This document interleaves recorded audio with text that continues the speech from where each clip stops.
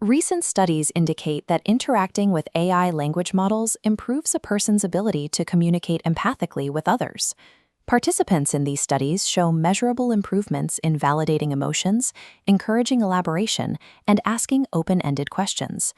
To understand these models, we must split empathy into two categories. Affective empathy is the capacity to feel another's emotions alongside them. Cognitive empathy is the analytical ability to understand their perspective, a logical process AI simulates without feeling. Because AI operates entirely on this cognitive level, empathy is shifting from an internal development into a communication skill we can perform.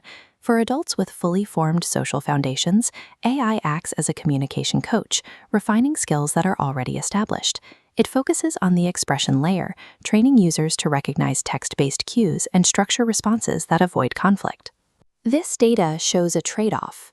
As outward expressions of empathy improved, the participants' internal motivational empathy actually decreased. Responses became more neutral and measured, shifting to match the specific tone of the language models they practiced with.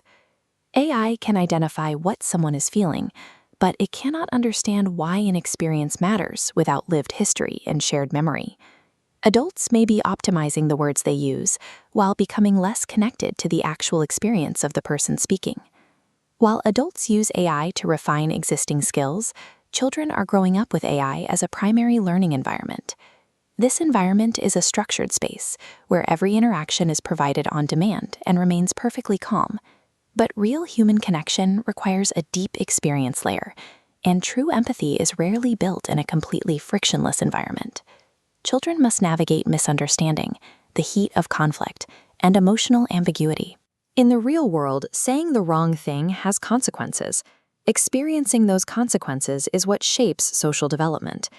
If children only learn the polished patterns of empathy from a machine, they are learning a performance without a foundation. Removing the friction necessary for social growth risks leaving the underlying capacity for empathy underdeveloped in the next generation.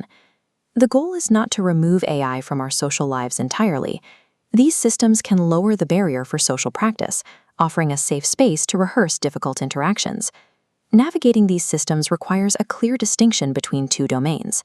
The expression layer is where AI is effective, helping people structure their communication. The experience layer is the domain of history and consequence, where human interaction remains the only way to build understanding.